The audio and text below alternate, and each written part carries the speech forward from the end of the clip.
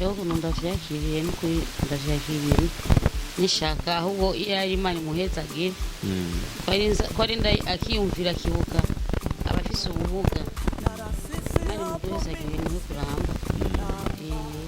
Mu byo ariko aravuze ko azodandaza harimo ibifungurwa yashize imbere itomati, ariko itomati zijana n'ibindi bijanye nazo babateka barabitsi ibirungo intori n'utundi tundi. Bizogenda gute niyashiramo n'ibirato naho kumbura akadandaza hafi yaho ibirato bizoborohera kumufasha muri izo ndandazwa zibiri hagati y'ibirato n'ibyo gufungura yavuze ko azokora.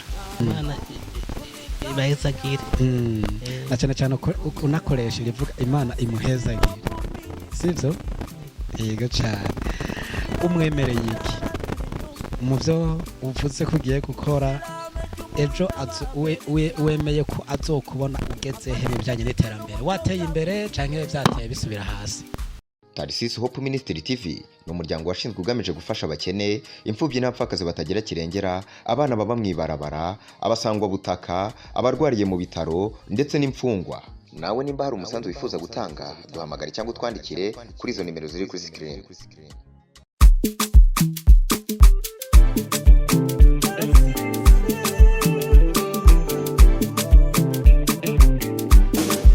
Mwaramutse canke mwiriwe bakunzi ba Tarsis Hope Ministry TV. Protector King cyo tuteramanye ntango yenda bahikaze kandi bakira kuri televiziyo zacu. Ndanabashimira wanashima kuri mudengeshanya kudukurikirana batari bakemura twandikira muri comment. Turabona commentaire zanyu kaneze kaduhimbara tubura gusanya ukuntu twobegera ngo tubahekere rimwe kuri nyine umugonga aba rumwe canke ibiri canke itatu canke ukunyene twatungana umengo mwese yo ikababiri babiri, ariko waririmze ngo nahiremere ngo numva namwe nubwo muremereye muri benshi menga twobaheka.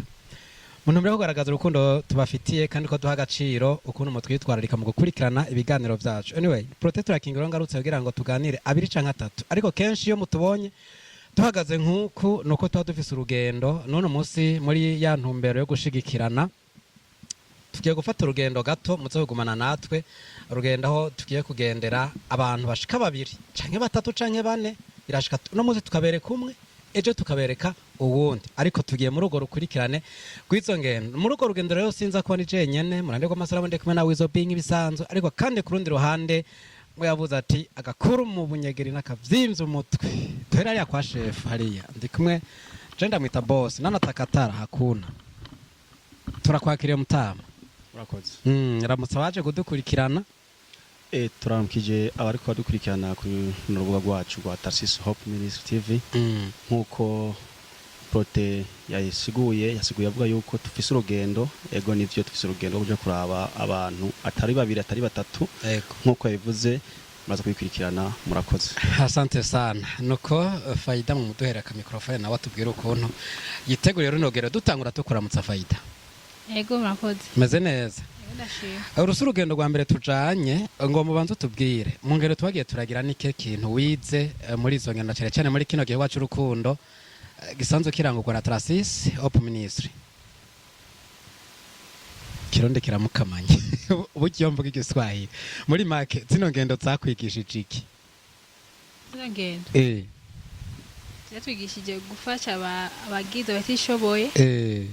Asante sana. Nakuvuga ko umuntu wese ahara kuyahugira agatima ko gufasha abatishoboye ufise igihumbi gicemo kubiri umwe muhesenkesa, yani naye govaje katuramukanye na Berize nawe. Amahoro Beri.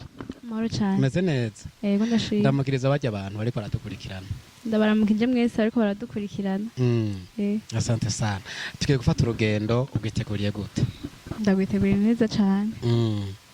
Nuko n'ikibazo ni cakindi mu ngendo tumaze gufata niki kintu warize uravye umutima w'urukundo Tarsis asanzwe agaragaza na cyane cyane mu gufasha imfuvyi abatishoboye bantaho nikora ndetse n'abafunzwe?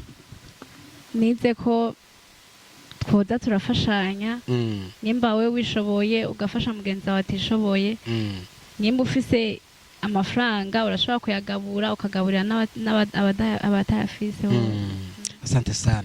Ariko kandi ndakunganiye ni nakajyo keza wanashima kubifuza gufasha, ariko kandi akaba adashobora kuronka byinshi canke avuga ati noha nk'abantu 10 ushobora guha nk'abantu batatu ukavuga uti reka buno buryo ndabwegeranye ndaburungike muri Tarsis Hope Ministry kugira ngo ucangane n'ubundi nakarenge imitiko rikoranye nuko reka rero tufatire n'urugendo tubandanya kumbure mugumane natwe muraza kubona ibikorwa bitujanye nabo tugiye kuraba ariko nawe agatima ko gufasha kakugumemwo twagiye Tarasise Chaserine bakora ibikorinka birambire ibibagiri yo bafuka nugari kure namba ntibaruhuka baba batwibuka Tarasise Hope Ministry hey Tarasise Hope Ministry namba Tarasise Hope Ministry komera kumikambi yawe ramba kurukundo kwawe komera kurukundo kwawe ramba kumikambi yawe komera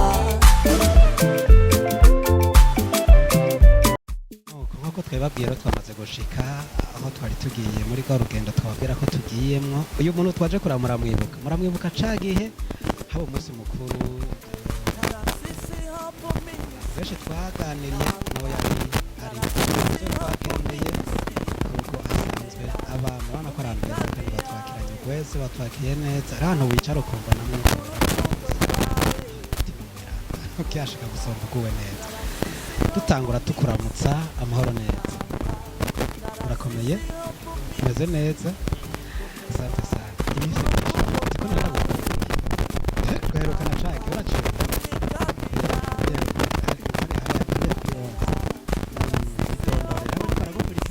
ariko turihuta cyane ariko turabisa akanya gakwiye urashobora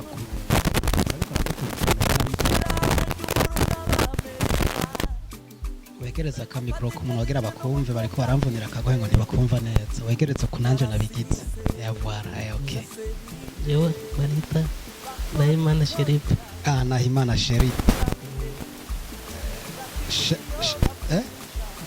Sheripe amazina atarayikira ndi burya je warandoka Nahimana Sheripe nuko tubagendeye hano musanzwe mubaye n'ahantu heza tuguwe neza kandi turabashimiye ko mutwakiriye sivyo bwana Sheripe turibuka gushyira akamikoro ku munwa kugira abariko barakukurikirana bashobore kukumva nuko twagendanye na bano bantu wari bwababone baza hano wiyumvise gute nsananye na bano bigeme beza Imana yahaye ubwiza bameze kuri ukuntu utakiriye gute wewe icyambere babonye muri aba babiri twereke mwiza gusumba abandi bose ni rero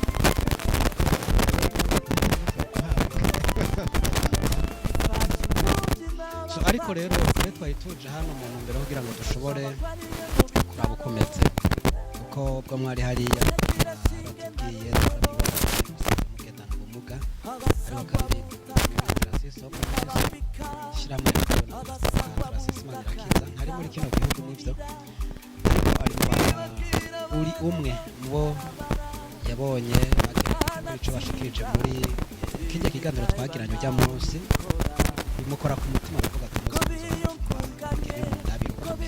twaje kumeze inzira wo muhumuriza mubwira akantu mubwiranye n'ukumeze ubwo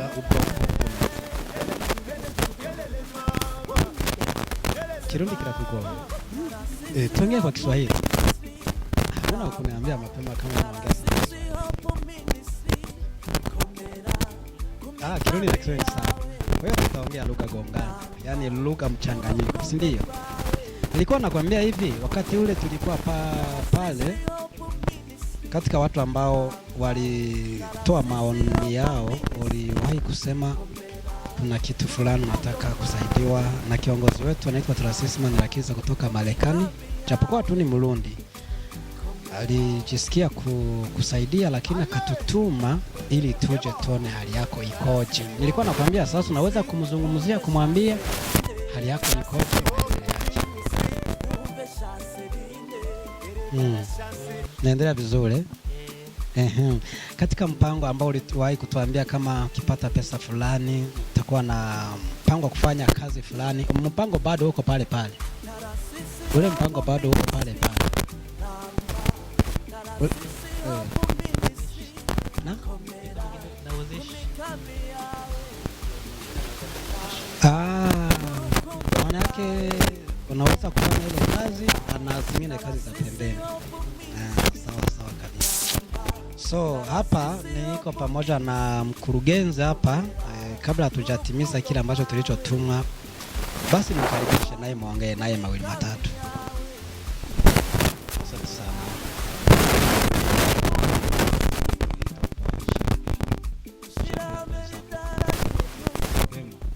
Mzee kwa wote wanachoka, hata dada zako wote hawapo. Okay, siku ya leo sasa tumefika hapa, kuna kitu kimoja nimeona kuna mbele anamsalimia Tarsisi, nikachukua taka video. Nakumbuka aliweza kuniambia hivi, mwambie ajikaze, kuna siku fulani hajui lakini nitafika, si ndio hivyo? Leo umetuona kaona kwamba ukweli siku imefika, siku imetimia ya kufika kwako, si ndio hivyo? Sasa unajisikia aje kuona leo tumefika hapa tunavaa hata uniform ya Tarsisi Hope Ministry? Unajisikia mzuri? Naona kwamba tunapendeza.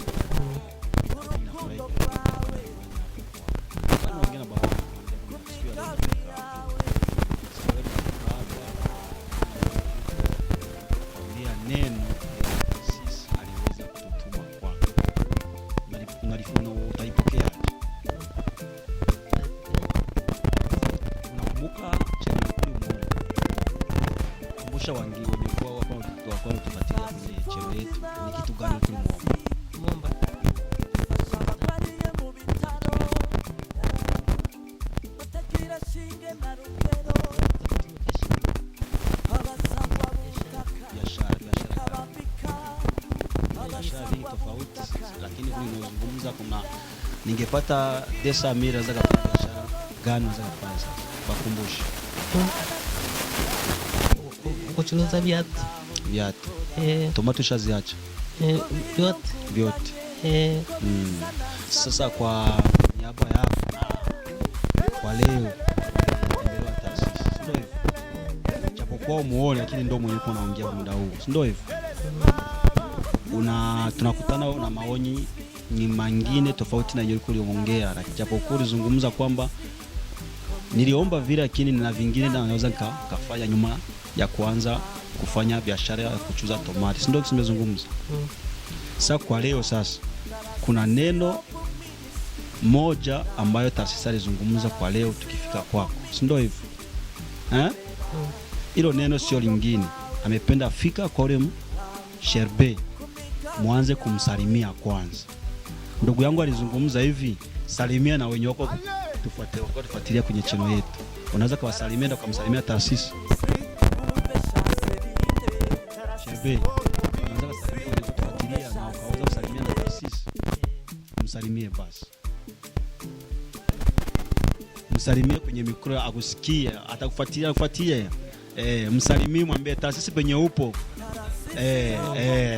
Zinatosha hizo. Hata Tarsisi anataka sikia sauti yako, asikie salamu yako.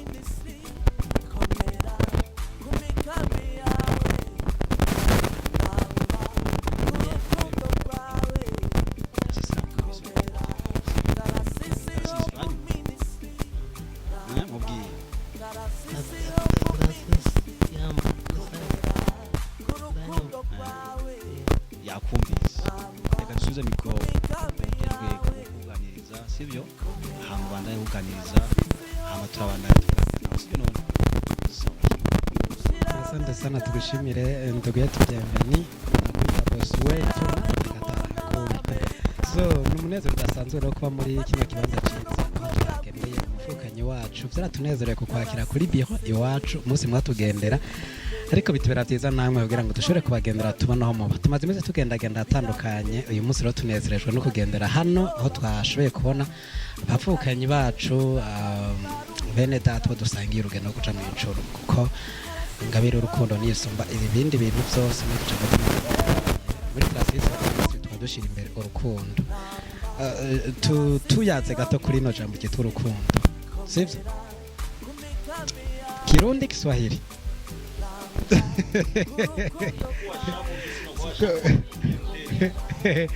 Hivi tunataka tufanye mazoezi. Si utakuwa mfanya biashara.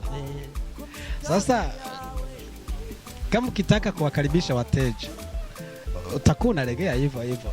Utajikaza kiume na karibu mteja, chukua kiatu, pima hiki hata ni kidogo na mkubalisha kama kinamwendea. Si ndio? So nariko ndavuga rero tumaze tugendagenda atandukanye. Ano musi twagira ubuntu kugendera hano musanzwe mubaye. Twasanze umeze neza kandi mu byo batuganiririye batubwiye ko umeze neza. Batubwiye ko ugomba kudandaza ibirato. Sivyo? Yego. Ariko ubashitse rero tubwiye ko ugomba kudandaza itomate. Icyumbiro c'ibirato shaje gute?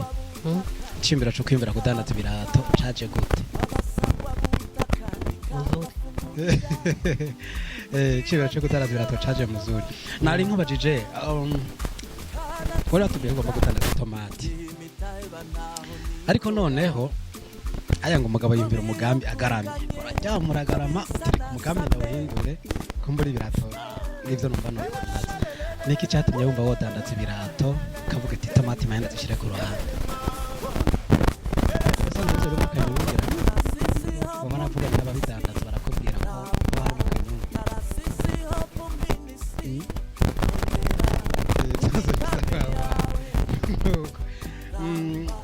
Umugambi wo kudandaza ninde korona no ku modoka bahara bakora ya nyaruka cyara marubirizi uririye umuntu muri muza muri kumaza gufasha muri uwo mugambi wajanye no kudandaza aho zodandaza kibanza kirahari kimwe kuzaza mu kibanza kandi shaje nzo gushora banaje nzo bitu kuzogora kureka ibirato zorangura ntuzogere binini binini gusa zoshire mu bito bituti wacu bakunze batarasise ku Ministry TV ndiza ko aho muri muguwe neza ikiganiro cyacu cyose cyane babiryoshye rero turiko turaganira n'umuntu twamusanze aho aba yibereye nuko no musi turi mu gisagara ca Bujumbura rero ko mumaze kubona ariko kandi imbere yuko tuza kuduga kwijambo ndiko na Berizi Beri urafise ikibazo bobaza babi yavuze nindi Sheribe ariko rero zina cyaje ariko hanze y'igihugu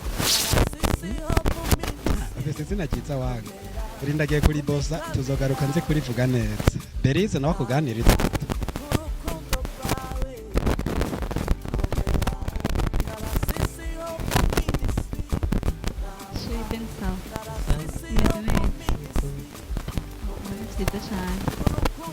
ndaryohewe kuza muri kino kibanza guhura nawe byiza cyane byanezeye cyane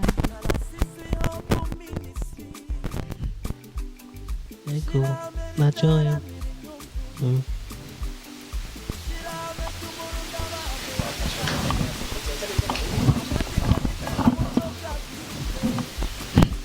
Nzazana ibirato bimeze gute by'abakobwa cyangwa iby'abahungu Byose abakobwa n'iby'abahungu baro magazi Yego.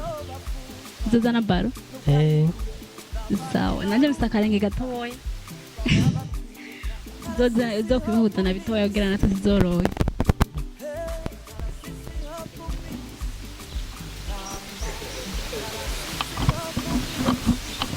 ni sawa Sherbe Ni sawa. uze neza Yego.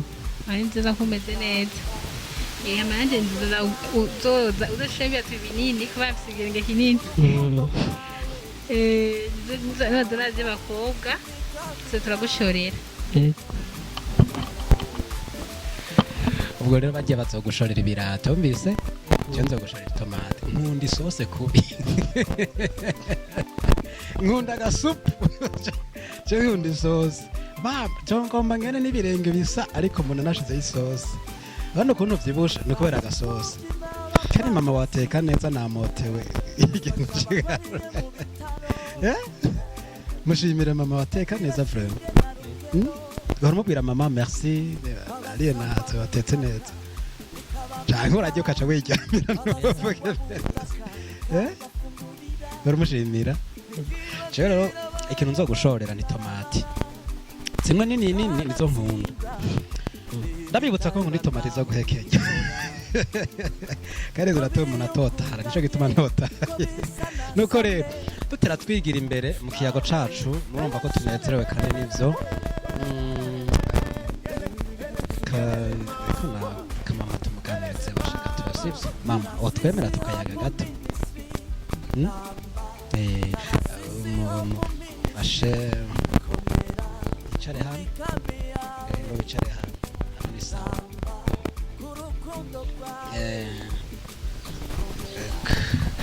nuko rero inyuma yo kuganira na nihajya ni Sherube shere iri zina nzorite bararimenye tumureka kuca mu ntwe nzote bandarimenye nuko nyuma yo kuganira nawe twatewe iteka no kwa turi kumwe n'umuvyeyi yamwibarutse umwe ariko nabwira ko ateka neza niwe wuyo namotewe ige nashika hano teka neza cyane nuko rero reka tumuhaka mikro nawe kugira ngo dushobore kuramukanya mama turakuramukije murakoze cyane yego karibu iwacu murakoze cyane murakoze cyane nimbabura barayitsanya ndayibonye twahi iwacu yego twaronsa abashitsi yego cyane harimo kandi bace mu kirundi ngo urugo n'uruza abantu burya natwe haturyoheye nejo uzobona twagarutse sawa karibu karibu mwiyumva amahoro murakoze cyane uririmbye yavuze ngo ariko mutama ndabona afise amakenga micambo ntatobwira niryo ryamukubura iryo jambo riradukuye amakenga nubwo twavuga tuba tugifise amakenga none murakoze iryo jambo riratumaze amakenga nuko uyu ni umwana mwibarutse turamaze kubakira twe twagize umunsi mukuru baraza turashobora kuganira nabo ariko no muze twashoboye kugira ubuntu n'Imana gushika aho musanzwe muba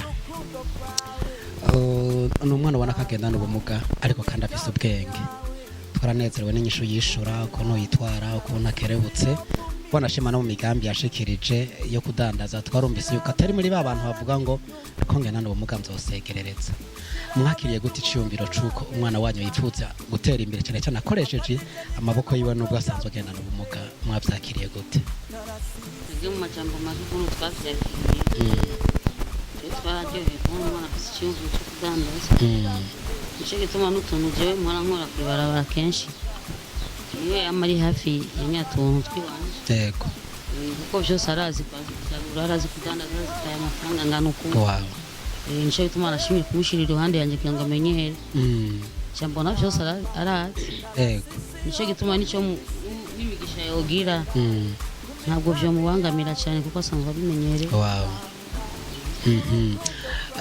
ino ngwara iba yarayipfukanye canke yaba yaje kugira kino kibazo c'ubumuga amaze kushika kuri inosi ino ngwara majambo make yavuze akomeye yafashwe ageze nka 3 semaines avuze yafashwe ingwara yitwa tetanusi sanzo niyo yaciye mu kiruko naho ubundi yavuze akomeye muri ico gihe muba mwarituye abaganga canke bajeje amagara y'abantu kugira ngo bashobore kubafasha naciye niruka kwa muganga muri bakari muri princess marayo 3 semaines cyane urumva ari ingwara ikomeye tetanusi burya nti si vya bose ntiyama yakize kishi tetanusi gufashe uko gucupa beshira n'abayitana ubwo je kimufata na tenda munyarusa kwa muganga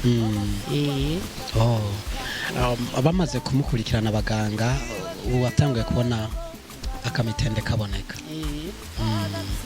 umwana ashaka cyane gose tuba raduha mukazana ari namye ndamwerekane hariya muri ziriya gumi twagendanye nazarara bagiza kuva gafuti cyane nabonye kiri karavyiyumvira ngira natsa kutubwira nuko mu buzima bwiwe kugeza no musi abugaragara ari umuntu akuze kandi iyo umaze kumva umuntu afise ivyumviro biteye imbere nk'uko abatari umwana mu bisanzwe kugira ngo mukuze agere ahageze ubu mwebwe nk'abavyeyi mushingiye intahe gato abandi bavyeyi by'abatwaye ingufu zingana gute kwihangana mwagize kumbure mushingiye nta bandi dusangije ubwo buzima byaba byagenze gute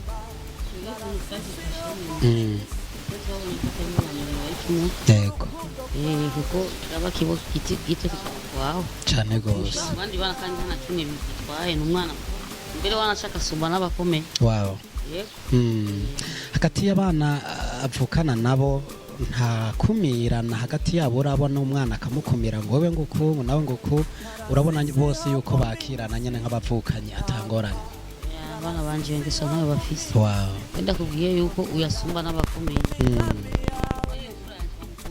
cyane kabisa kubera ari kimuga ngo oya yuko se nayo ndababona na pe ubwo rero reka ivyo tubikeshe wewe kuko hajya abana bacanyemo ngo n'abavyeyi baba bisemo uruhara rero ku ndero nziza watanze turagukeje kandi turanabigushimiye sinzi rero ubu nawe yari yamuganire sinzi ko hari akajambo nawe yabafise bashobora kuganiriza nawe ubu twagendanye ndagize yambo mashaka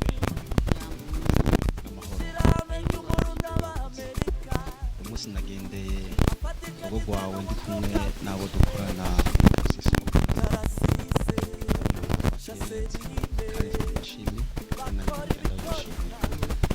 ego nkuko mubibona twagendeye ijambo irindi jambo rya riva kwa Tarasisi numviye ubutumwa bw'umuhungu wawe yitwa yawe Shefe asaba ko yifuza ko bomufasha ku bijyanye n'umutahe wo gucuruza tomate. Tarasisi yiyumviriye ati uyu munsi rabura umushika Shefe natwe twanezerewe kubona ko twasanze Shefe twasanga n'umubyeyi wiwe rero yavuze ati yasabye umutahe w'amajana 2 ariko ubwo gutiba kwanje n'ibyo niko ndirukanga mu byo abantu bagiye baransaba ibi ari benshi ariko sinorindira mpaka nzokwiza bwa buryo avuga ati twara ubushoboye kuronka kugira ngo tugusangize n'ujya mu ngo wacu Shefe hama ibizo bisigaye ubwo turirukanga turavuga ko bironka nawe nyine agire gufera Shefe wa mugambi yifuza ko wasanzwe uvuze yuko Shefe n'uwo mwana akuba hafi mu ruganda rwawe amisi yose unaza rwawe ruri ahanyene mu rugo iwawe cyangwa ruri ku isoko runaka ego murakoze jewe ubu bisanzwe gutandaza kuri wanjye kwiremba navuze ko kenshi ari we yamari kwiremba uyu umusazi w'umupangu kubera yariteze mwebwe yariteze abashitsi biwe tumusanze hajya nyine yego ashobora n'uwamo kandi rero nta n'icyo avuga atari kiba atamenyereza gukora siporo wasanzwe gukora akazi k'ukunda bishyashya ahubwo bizomworohera cyane afashe n'akameza kiwe agashyira mu mbavu yiwe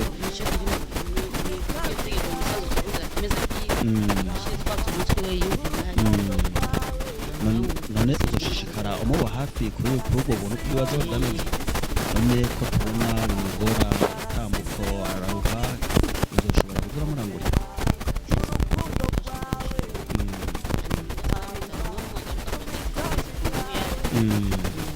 rero ako kantu twitabiriye Tarasisi sino gucisha amajambo reka ndabaho kari hama ndagushikiza Shefe amashanyarazi nawe nk'uko ubivuze uzomuba hafi mu bihe turangira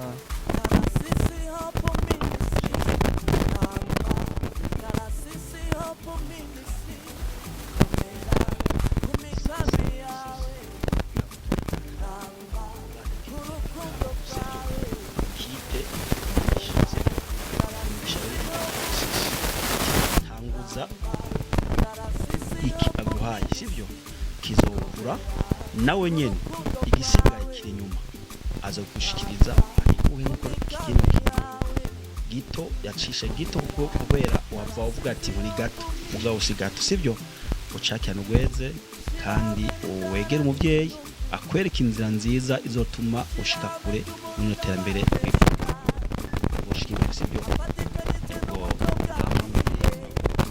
ahubwo yasabye ikintu abona yuko cyamugiye amaraso rero natwe twagusaba ko wamuba hafi mu ntango yiwe agiye gutangura kugira ngo nawe ashike ku myaka imbere yifuza kandi siwe yifuza wenyine n'umukuru wacu w'igihugu cyacu cy'Uburundi aravuga ati bajene bagenzi banje shira imbere n'ishaka guteza imbere none nguyu Shefe agira atangure umugambi wiwe awutanguje n'intango ivuye kwa Tarasisi nkuko yimwemereye none n'ubu baravuga yuko natanguza ivyo ibindi navyo ndiko ndabirondera nzoyimushikiriza uvyakiriye gute kumva avuze iryo jambo nk'iyo Tarasisi rero ukuntu ndavyakiriye n'ukuri ndavyakiriye nishaka ahubwo iyo ari Imana imuhezagire ko ari akiyumvira kibuka abafise ubumuga Imana imuhezagire niwe kuramba si vya bose uwari wose ashika mu gihugu cyo wanza akibuka aho yasize akibuka n'ivyo bimuga si vya bose Imana imuhezagire. murakoze namwe, reka dusubize mikoro mwene murakoze cyane tugushimira mugenzi wacu Bienvenue bosi wetu. Nuko dusozera ikiyago cacu kugira ngo kumbure bano batwakiriye tubareke batere baca mu yindi mirimo, kuko muri kino gihugu umuntu aguhaye umwanya nk'uyu yicaye, uwo muntu unawuzi umuha agaciro aba ari umuntu w'ingenzi cyane. Nuko mama nta byinshi numva navuga kuko byinshi twabivuganye, ariko nyemerere kano kantu turifuza kubona uyu muhungu yateye imbere ku rundi rugezo, yateye imbere kabisa, nawe afata ukuboko abandi ishigikire bavukanyi biwe, wanashima ba bantu bagendana ubumuga kandi hari utwo boshobora gukora bakaca banka gukora ngo nzosegerereza gusa, oya ababera akarorero babona yuko umuntu agendana ubumuga nawe ashobora kurangura imigambi y'iterambere, na cyane cyane ko mbona kazoza 2040 igihugu cifashe 2060 igihugu giteye imbere, uyu muhungu azoba ageze kure cyane mu bijanye n'iterambere. Nuko mwatubwiye ko muzoba hafi mu bijanye no kudandaza, dusozera mu byo ariko aravuze ko azodandaza harimo ibifungurwa, yashize imbere itomate, ariko itomate zijana n'ibindi bijanye nazo abateka barabizi, ibirungo, intori n'utundi tuntu.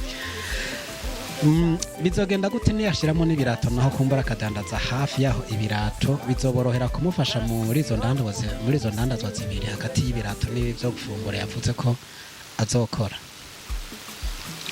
wagize neza kumucanga mara hamwe umuhezagira Yego. nta kizonanirana umva tuzoba turi hafi iyo turi kumwe nawe dusoba imufasha. Yego. kuko urumva nati niko kazi ndimo nkora hanyene hafi ku irembo. Yego. nawe ari ku irembo tuzobifashanya. Nabonye n'indimu baraza kumpa indimu, ndakumbuye akadimu ko gucisha mu n'akatore ko guhekeye ubu rero ngenda asumye hajya nyene nayo ngene ntanye sashe mvuga nti nasumye wabona ba sharpe. Sante sana. Nuko mbere yuko dusozera kanawe afate akamikoro avugira akajambo ko gushimira Trasis, rero kandi nawe tugushimire cyane mama, wakoze cyane. Yego wakoze cyane kabisa ko twakira no kutuganira bitari bike kubijanye na buno bumuga uyu mwana wanyu asanzwe agendana, ariko na cyane cyane ko washingiye ntaye n'abatari bake ko mpande yuko amugaye hariho ibindi ashoboye, kandi Imana ikaza ihezagira ibikorwa by'amaboko y'umuntu nawe akaba agiye kukivi gukora nk'uko na kariyeri asanzwe akora. Burya Yesu yogera ashobore gukora ibintu bikomakomeye, yabanje aba hafi y'abavyeyi biwe abaza nawe ayongera afasha umuvyeyi. Burya nimba agiye kumudandaza akomeye nuko yegereye mama wiwe, muri make nta kintu gishasha azobonamwo atarasanzwe azi. Tunagushimira ko wabananije kumwigisha umwuga wo gucuruza, tuce tugushimira rero ko waduhaye ikiyago muri kino kiganiro cacu. Imbere yuko dusubiza akamikoro mama, wakoze cyane. murakoze. Yego, nizera nitwagaruka kumbure niyongera akadutuma cyangwa natwe tukayicisha tutireka dusume, kuko twumvise ko hari ibintu byiza umuntu ashobora gufungura. Nizera ko muzoba twakira. twakiriye nimwebwereye. Asante sana, murakoze cyane. Shepe wakira akamikoro nawe wakiriye gute? Garagaza akanyamuneza kumbure n'akajambo ko gushimira Trasis yashoboye kukurungikira kano gakemanyi karimo byo mwamusabye. Nakoze Imana ibahezagire. Na cyane cyane unakoresha irivuga Imana imuhezagire, sibyo? Yego cyane. Umwemereye iki mu byo uvuze ko ugiye gukora ejo wemeye ko azokubona ugeze he mu bijyanye n'iterambere? Wateye imbere cyangwa byateye bisubira hasi? Wow, wateye imbere mukomera amashyi bashaka kwiterambere ryo twifuza. Nuko natwe turakwipfurije kubananya utera imbere kugira ngo bera akarorero rundi rwaruka muri kino gihugu, sibyo? Yego cyane. Nuko mvuga ikinde kiki reka ndabashimire mwebwe mwese twateramanye kugira ngo dusige inzira amavuta uwagiye ntiyagarutse ariko kandi dushimire no muryango twagendeye no munsi ukuntu batwakiriye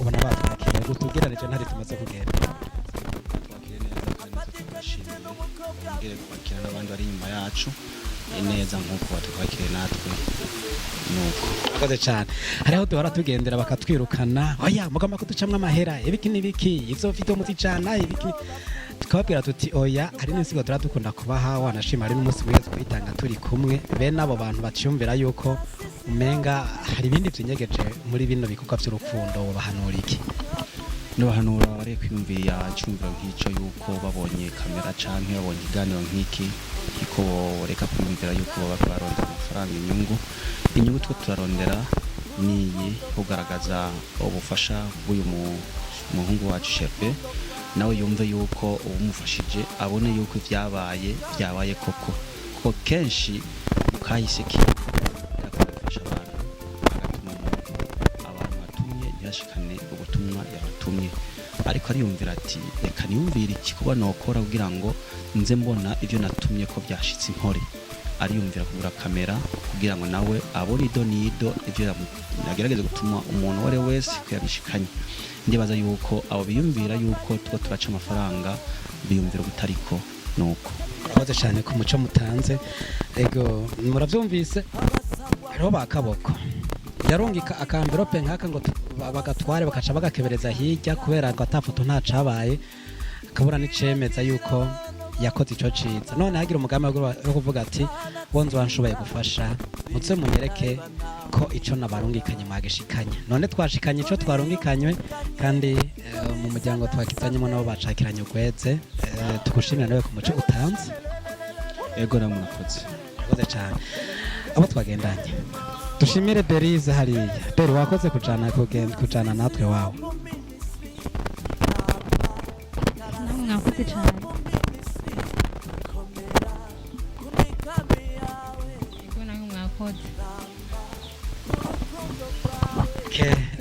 dushimire umuvyeyi wacu nawe mama hano nawe nyine numva nokongera kumushimira mama wakoze sante sana Sharbe tugushimira nawe wakoze kutwakira we twamusanze hariya ku irembo ariko aradandaza vraiment afise umugisha wo kudandaza kandi urudandaza weroze rushike kure kw'izina rya Yesu amen nuko twaturangije tubashimira mwebwe mwese twateramanye twari hano muri kino kibanza ariko ndazi tureko turakurikirana n'abantu benshi cyane muri mu mpande zine z'igihugu cy'u Burundi ndetse no ku isi yose twihanganisha bariko baraburira ibyabo mu isanganya ry'umuriro ryabereye kwa hajya ni muri gare Linda y'izama no muri Parcier wihangane twaca ataco tuzanye no kugera tuzagera toco dutwaye ariko tukiri bazima Imana izodushumbusha ni nkuri babaca ariko kandi wihangane ko mwijuru hari Imana prote turakingiwe nari mpagaraye kino kiganiro ndabikebanuye ndetse naho twagendanye twese tutariki biganiro twabwira tuti bye